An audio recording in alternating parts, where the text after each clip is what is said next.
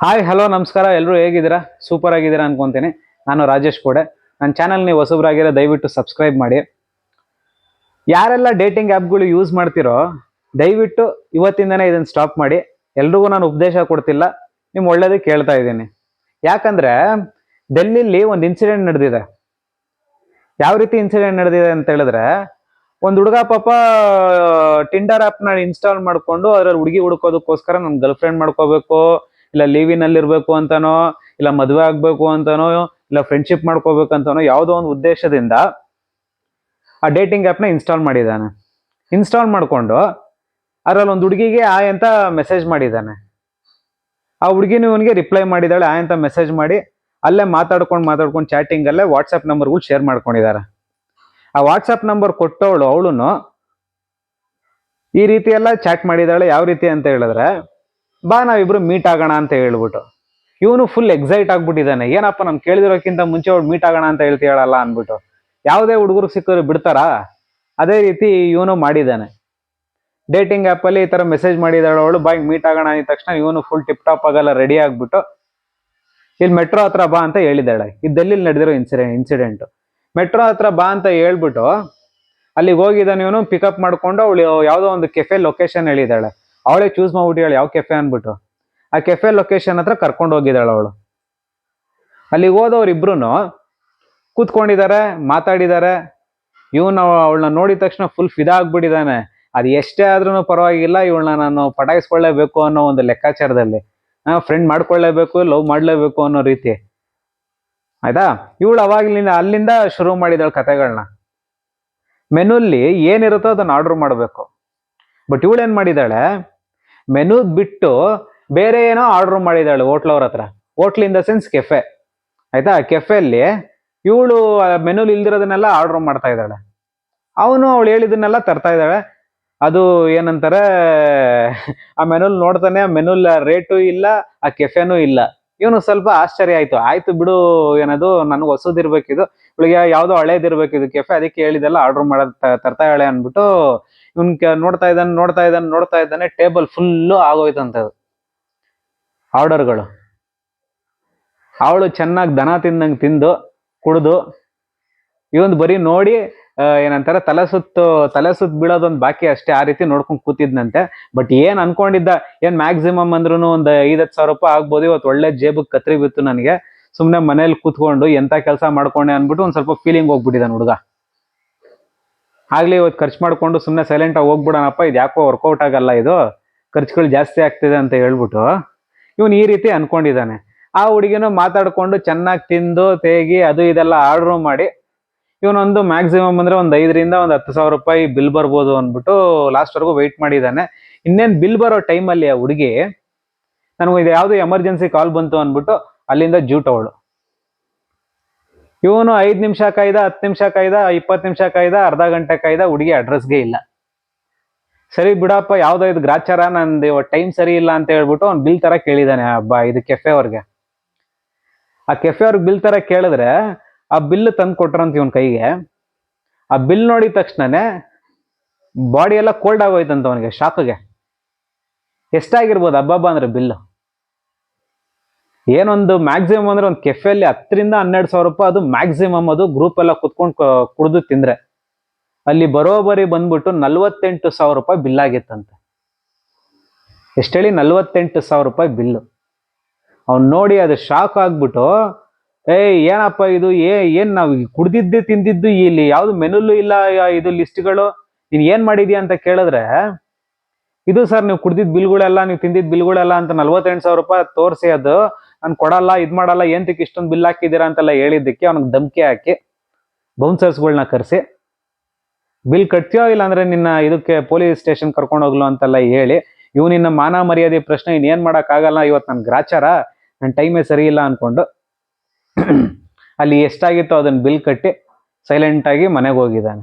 ಇನ್ನು ಪೊಲೀಸ್ ಅವ್ರಿಗೆ ಹೇಳಿದ್ರೆ ಮಾನ ಮರ್ಯಾದೆ ಪ್ರಶ್ನೆ ಮನೆಯವ್ರಿಗೆಲ್ಲ ಗೊತ್ತಾಗುತ್ತೆ ಅಂತ ಹೇಳ್ಬಿಟ್ಟು ಆ ಕೇಸ್ ಅಲ್ಲಿಗೆ ಕ್ಲೋಸ್ ಆಗ್ಬಿಡತ್ತ. ಆಮೇಲೆ ಇನ್ನೊಂದು ಇನ್ಸಿಡೆಂಟ್ ಬಂದ್ಬಿಟ್ಟು ಇದೇ ರೀತಿ ಇನ್ನೊಂದು ಹುಡುಗಿ ಹೈದರಾಬಾದಲ್ಲಿ ಡೇಟಿಂಗ್ ಆ್ಯಪ್ ಮೂಲಕ ಪರಿಚಯ ಆಗಿ ಆ ಹುಡುಗಿ ಬಾರ್ ಅಂಡ್ ರೆಸ್ಟೋರೆಂಟ್ ಕರ್ಕೊಂಡು ಹೋಗಿದ್ದಾಳೆ. ಈ ಬಾರ್ ಅಂಡ್ ಕಿಚನ್ ರೆಸ್ಟೋರೆಂಟ್ ಬರುತ್ತಲ್ಲ, ಅಲ್ಲಿ ಕರ್ಕೊಂಡು ಹೋಗಿದ್ದಾಳೆ. ಇವನು ಹೋಗಿದ್ದಾನೆ, ಹುಡುಗಿ ನೋಡಕ್ ತುಂಬಾ ಚೆನ್ನಾಗಿದ್ಲು, ಪರಿಚಯ ಆದ್ಲು, ಫ್ರೆಂಡ್ ಆದ್ಲು ಅನ್ಕೊಂಡು ಆಯ್ತಾ ಆರ್ಡರ್ ಮಾಡಕ್ ಕೇಳಿದ್ದಾನೆ. ಇವಾಗ ಯಾವುದೇ ಹುಡುಗ ಆದ್ರೂ ಅವನು ಆರ್ಡರ್ ಮಾಡಲ್ಲ, ಟಕ್ ಅಂತ ಹುಡುಗಿಗೆ ಆರ್ಡರ್ ಮಾಡು ಅಂದ್ಬಿಟ್ಟು ಇವನು ಹೇಳಿದ್ದಾನೆ. ಇವಳು ಸೇಮ್ ಇದೇ ತರ ಸೇಮ್ ಕೇಸ್ ಮೆನು ನೋಡಿದಿರಾ ಆಯ್ತಾ, ಹೈ ಎಂಡ್ ಲಿಕ್ಕರ್ಗಳು, ಹೈ ಎಂಡ್ ಬಾಟ್ಲುಗಳು, ಎಣ್ಣೆಗಳು ಬರುತ್ತಲ್ಲ ಅದನ್ನ ಆರ್ಡರ್ ಮಾಡಿದಾಳು ಅವಳು ಆಯ್ತಾ. ಹೈ ಎಂಡ್ ಅಂತ ಹೇಳಿದ್ರು ಮ್ಯಾಕ್ಸಿಮಮ್ ಎಷ್ಟಿರ್ಬೋದು ಅಲ್ಲಿ ಬಾರ್ ಅಂಡ್ ಕಿಚನ್ ಅಲ್ಲಿ ಒಂದು 10-20 ಸಾವಿರ ರೂಪಾಯಿ ಹೈ ಎಂಡ್ ಬಾಟ್ಲುಗಳು. ಬಟ್ ಅದನ್ನ ನೋಡಿದ್ರು ಮೆನುಲಿ ಇಲ್ಲ, ಅದು ಮೆನುಲಿ ಆ ಲಿಸ್ಟೇ ಇಲ್ಲ ಅದು ಬಾಟಲ್ಗಳದ್ದು. ಅದು ಮತ್ತೆ ತಿನ್ನೋದು ಅದು ಎಲ್ಲ ಒಂದು ಸುಮಾರು ಒಂದು ಅಷ್ಟು ಪ್ಲೇಟ್ಗಳಾಗುವಷ್ಟು ಆರ್ಡರ್ ಮಾಡಿ ತಿಂದು ಕುಡಿದು, ಅದು ಶಾರ್ಟ್ಸ್ಗಳು ಒಂದೊಂದ್ಸಲಿ 5 ಶಾರ್ಟ್ ಹೊಡಿದಿಲ್ಲ ಅಂತ ಅವಳು. ಅದೇ ರೀತಿ ಒಂದು 15-20 ಶಾರ್ಟ್ಸ್ಗಳು ಹೊಡೆದು ಕುಡಿದು ಇವನು ಒಂದು ಶಾರ್ಟ್ ಕುಡಿದ್ಬಿಟ್ಟು ಅವಳನ್ನ ನೋಡ್ಕೊಂಡು ಕೂತಿದ್ನಂತೆ. ಏನೋ ಇದು ಕತೆ, ಇದು ಏನ್ ನಡೀತಿದೆ ಇಲ್ಲಿ, ಎಲ್ಲಿಗೆ ಬಂದಿದ್ದೀನಿ ನಾನು, ಏನ್ ಮಾಡ್ತಾ ಹೇಳಿ ಇವಳು ಅನ್ಬಿಟ್ಟು. ಮಾತಾಡಲು ಇಲ್ವಂತ ಅವ್ರು ಜಾಸ್ತಿ, ಬರೀ ಕುಡಿಯೋದು ತಿನ್ನೋದು ಇಷ್ಟು ಮಾಡಿ ಸಡನ್ ಆಗಿ ಒಂದು ಕಾಲ್ ಬಂತಂತ ಅವಳಿಗೆ, ನಮ್ಮ ಅಣ್ಣ ಕೆಳಗಡೆ ವೆಯ್ಟ್ ಮಾಡ್ತಾ ಇದ್ದಾರೆ, ನಾನು ಬರ್ತೀನಿ ಅಂತ ಹೇಳ್ಬಿಟ್ಟು ಹಂಗೆ ಕಾಗೆ ಆರಿಸ್ಬಿಟ್ಟು ಹೋಗ್ಬಿಟ್ಟಿದ್ದಾಳೆ. ಡೇಟಿಂಗ್ ಆ್ಯಪಲ್ಲಿ ಪರಿಚಯ ಆಗಿದ್ದವಳು ಇವಳು. ಇವನು ಸೇಮ್ ಇದೇ ರೀತಿನೇ ಆ ಕೆಫೆಲ್ ನಡೀತಲ್ಲ, ಏನಾಯ್ತಪ್ಪ ಇವತ್ತು ನನ್ ಗ್ರಾಚಾರ ಅನ್ಕೊಂಡು ಸರಿ ಬಿಲ್ ತಂದ್ಕೊಡಿ ಅಂತ ಕೇಳಿದ್ದಾನೆ. ಏನ್ ಬಿಲ್ಲಲ್ಲಿ ಒಂದು ಏನಂತಾರೆ ಬಾರ್ ಅಂಡ್ ಕಿಚನ್ಗೆ ಹೋದ್ರೆ ಒಂದು 15-20 ಸಾವಿರ ರೂಪಾಯಿ ಇಡೀ ಗ್ರೂಪ್ ಎಲ್ಲ ಕುತ್ಕೊಂಡ್ ಕುಡಿದ್ರೆ ಅಷ್ಟು ಆಗ್ಬೋದು ಅನ್ನೋ ಒಂದು ಲೆಕ್ಕಾಚಾರ. ಇವಳು ಕುಡ್ದಿರೋದು ನೋಡಿದ್ರೆ ಒಂದು ಮ್ಯಾಕ್ಸಿಮಮ್ ಅಂದ್ರೆ ಇವನ್ಗೆ ಒಂದ್ ಸ್ವಲ್ಪ ಎಕ್ಸ್ಪೀರಿಯನ್ಸ್ ಇತ್ತಲ್ಲ, ಒಂದು 10 ಸಾವಿರ ರೂಪಾಯಿ ಆಗಿರ್ಬೋದು ಅನ್ನೋ ಒಂದು ಲೆಕ್ಕಾಚಾರದಲ್ಲಿದ್ದ. ಇವ್ರು ಬರೋಬ್ಬರಿ ಎಷ್ಟು ತಂದು ಕೊಟ್ಟಿದ್ದಾರೆ ಅಂದ್ರೆ ಬಿಲ್ಲು, ನೀವು ನಂಬ್ತಿರೋ ಬಿಡ್ತಿರೋ 1,20,000 ರೂಪಾಯಿ ಬಿಲ್ ಆಗಿದೆ. 1,20,000 ರೂಪಾಯಿ ಬಿಲ್. ಇವನ್ ನೋಡಿ ಶಾಕ್ ಆಗ್ಬಿಟ್ಟು ಅಲ್ಲೇ ಕೂತ್ಕೋಬಿಟ್ಟಂತೆ ಸುಮ್ಮನೆ. ಇವನು ಸೇಮ್ ಅದೇ ರೀತಿನೇ ನಾನು ಕೊಡಲ್ಲ, ನಾನು ಮಾಡಲ್ಲ ಅಂತೆಲ್ಲ ಹೇಳಿದ್ದಕ್ಕೆ ಅಲ್ಲಿ ಬೌನ್ಸರ್ಸ್ಗಳನ್ನ ಕರೆಸಿ ಆ ಬಾರ್ ಅಂಡ್ ಕಿಚನ್ ಅವರು ಇವನ್ ಕೈಯಲ್ಲಿ ದುಡ್ಡು ಕಟ್ಟೋವರೆಗೂ ಬಿಡ್ದಿರ ಇವನ್ಗೂ ಎಲ್ಲ ಧಮಕಿ ಎಲ್ಲ ಹಾಕಿ ಇದ್ ಮಾಡಿದಾರಂತೆ. ಸೇಮ್ ಇದೇ ಕೇಸು ಇವಂದು ಸೈಲೆಂಟ್ ಆಗಿ ಬಿಲ್ ಕಟ್ಟಿ ಮನೆಗೆ ಹೋಗಿದ್ದಾನೆ. ಅವನು ಪೊಲೀಸ್ಗಳಿಗೆ ಇನ್ಫಾರ್ಮ್ ಮಾಡಿಲ್ಲ. ಇನ್ಫಾರ್ಮ್ ಮಾಡಿದ್ರೆ ಸೇಮ್ ಅದೇ ರೀತಿ ಮನೇಲಿ ಗೊತ್ತಾಗುತ್ತೆ, ನನ್ನ ಮಾನ ಮರ್ಯಾದೆ ಹೋಗುತ್ತೆ ಅನ್ನೋ ಒಂದು ಉದ್ದೇಶಕ್ಕೋಸ್ಕರ. ಆಯ್ತಾ, ಹುಡುಗಿ ಈ ಕೆಲಸ ಮಾಡಿದ್ರೆ ಓಕೆ, ಹುಡುಗಿರು ಇವಾಗ ಈ ಕೆಲಸ ಮಾಡಿದ್ರು ಹೋದ್ರು, ಕಾಗೆ ಆರಿಸಿದ್ರು ಹೋದ್ರು. ಬಟ್ ಬಾರ್ ಅಂಡ್ ಕಿಚನ್ ಅವರು, ಕೆಫೆ ಅವರು ಏಂತಕ್ಕೆ ಇಷ್ಟೊಂದು ಬಿಲ್ ಹಾಕಿದ್ರು ಅನ್ನೋದು ಇಲ್ಲಿ ಇನ್ನೊಂದು ಇಂಪಾರ್ಟೆಂಟ್ ಪಾಯಿಂಟ್ ಇಲ್ಲಿ. ಆಯ್ತಾ, ಈ ಕೆಫೆ ಅವರು ಬಾರ್ ಅಂಡ್ ಕಿಚನ್ ಅವರು ಎಲ್ಲಾ ಬಾರ್ ಅಂಡ್ ಕಿಚನ್ ಎಲ್ಲ ಕೆಫೆ ಹೇಳ್ತಿಲ್ಲ, ಬರೀ ಇನ್ಸಿಡೆಂಟ್ಗಳು ಬಿಟ್ಟು ಇನ್ಸಿಡೆಂಟ್ ಮಾತ್ರ ಹೇಳ್ತಾ ಇದ್ದೀನಿ ಅಷ್ಟೇ, ಯಾವ ಇನ್ಸಿಡೆಂಟ್ ನಡೀತೋ ಅಲ್ಲಿ. ಈ ಬಾರ್ ಅಂಡ್ ಕಿಚನ್ ಅವ್ರು ಏನ್ ಮಾಡಿದ್ದಾರೆ ಅಂತ ಹೇಳಿದ್ರೆ, ಫಸ್ಟೇ ಈ ಹುಡುಗಿ ಜೊತೆ ಮಾತಾಡ್ಕೊಂಡಿದ್ದಾರೆ. ಇದೇ ರೀತಿ ಬೇಜಾನ್ ಹುಡುಗರ ಜೊತೆ ಅವಳು ಆಟ ಆಡಿದಾಳು ಇವಳು. ಈ ರೀತಿ ಕರ್ಕೊಂಡ್ ಬರೋದು, ಬಿಲ್ ಮಾಡಿಸೋದು, ಸೈಲೆಂಟ್ ಆಗಿ ಓಡೋದು. ಇದು ಯಾವ ರೀತಿ ಕೇಸ್ ಅಂತ ಹೇಳಿದ್ರೆ, ಅವಳಿಗೆ 15% ಇದಂತೆ ಶೇರು, ಇನ್ 40% ಬಂದ್ಬಿಟ್ಟು ಇವನ್ ಮ್ಯಾನೇಜರ್ಗೆ, ಇನ್ನೊಂದು 40% ಬಂದ್ಬಿಟ್ಟು ಓನರ್ಗೆ. ಈ ರೀತಿ ಎಲ್ಲ ಡಿವೈಡ್ ಮಾಡ್ಕೊಂಡು ದೊಡ್ಡ ಸ್ಕ್ಯಾಮ್ ರೀತಿ ಇದು ಮಾಡಿದ್ದು. ಡೇಟಿಂಗ್ ಆ್ಯಪಲ್ಲಿ ಹುಡುಗರು ಹುಡ್ಕೋದು, ಮೆಸೇಜ್ ಮಾಡೋದು, ಈ ರೀತಿ ಕರ್ಕೊಂಡು ಬರೋದು, ಚೆನ್ನಾಗಿ ಬಿಲ್ ಮಾಡಿಸೋದು, ಅಲ್ಲಿಂದ ಕಾಗೆ ಆರಿಸಿ ಹೋಗೋದು, ಬಿಲ್ ಕಟ್ಟಿಸ್ಕೊಂಡು ಎಲ್ಲರೂ ಶೇರ್ ಮಾಡ್ಕೊಂಡು ದೊಡ್ಡ ದಂಧೆನೇ ಮಾಡ್ಕೊಬಿಟ್ಟಿದ್ದಾರೆ ಇದನ್ನ.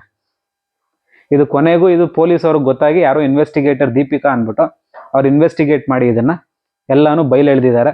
ದಯವಿಟ್ಟು ನಾನು ಹುಡುಗರು ಕೇಳ್ಕೊಳ್ಳೋದು ಏನು ಅಂತ ಹೇಳಿದ್ರೆ, ಈ ಥರ ಡೇಟಿಂಗ್ ಆ್ಯಪ್ಗಳಿಗೆ ಹೋಗಿ ಅಲ್ಲಿ ಹುಡುಗಿರು ಸಿಗ್ತಾರೆ, ಇನ್ನೊಂದು ಮಾಡ್ತಾರೆ ಆಯ್ತಾ. ನಮಗೆ ಅಕ್ಕಪಕ್ಕದಲ್ಲಿರೋ ಒಂದು ಫ್ರೆಂಡ್ಶಿಪ್ ಮಾಡಿದ್ರೇನೆ ನಮ್ಗೆ ಅದ್ರ ಮೇಲೆ ನಂಬಿಕೆ ಬರಲ್ಲ. ಇನ್ ಯಾವುದೋ ಸ್ಟ್ರೇಂಜರ್ ಹುಡುಗಿನ ನಂಬ್ಕೊಂಡು ನೀವು ಈ ರೀತಿ ಎಲ್ಲೋ ಹೋಗಿ ಮೀಟ್ ಮಾಡ್ಬಿಟ್ಟು ಈ ರೀತಿ ಎಲ್ಲ ಸ್ಕ್ಯಾಮ್ಗಳಿಗೆ ಸಿಗಾಕೊಳ್ಳೋ ಬದಲು ದಯವಿಟ್ಟು ಹುಷಾರಾಗಿರಿ. ಇಲ್ಲ ಅಂತೇಳಿ ನಿಮ್ಮ ಜೇಬ್ಗೆ, ನಿಮ್ಮ ಲೈಫ್ಗೂ ಒಳ್ಳೆ ಥ್ರೆಟ್ ಆಗುತ್ತೆ ಇದು. ತುಂಬಾ ಹುಷಾರಾಗಿರ್ಬೇಕು ಹುಡುಗರು. ಎಲ್ರೂ ಈ ರೀತಿ ಮಾಡ್ತಾರೆ ಅಂತ ಹೇಳಲ್ಲ, ಕೆಲವರು ಆಲ್ಮೋಸ್ಟ್ ಒಂದು 60-70% ಹುಡುಗರು ಈ ರೀತಿ ಸ್ಕ್ಯಾಮ್ಗೊಳಗಾಗ್ತಾರೆ. ಎಷ್ಟೊಂದು ಜನ ಪಾಪ ಆಗಿರುತ್ತೆ, ಅವ್ರಿಗೆ ಎಲ್ಲೂ ಹೇಳ್ಕೊಳಕ್ಕಾಗಲ್ಲ. ನಿಮ್ಗೇನಾದ್ರ ಹತ್ರ ಇನ್ಸಿಡೆಂಟ್ ಆಗಿದ್ರೆ ದಯವಿಟ್ಟು ಕಮೆಂಟ್ ಮಾಡಿ ಕೇಳೋಣ, ಬೇರೆ ಹುಡುಗರು ಅದನ್ನು ತಿಳ್ಕೊಂಡು ಎಚ್ಚೆತ್ಕೊಂತಾರೆ ಆಯ್ತಾ. ಇದೇ ರೀತಿ ನಿಮಗೆ real incident, real stories, real newses ಬೇಕು ಅಂತ ಹೇಳಿದ್ರೆ ದಯವಿಟ್ಟು ನನ್ನ ಚಾನಲ್ ಸಬ್ಸ್ಕ್ರೈಬ್ ಮಾಡಿ. Thank you so much.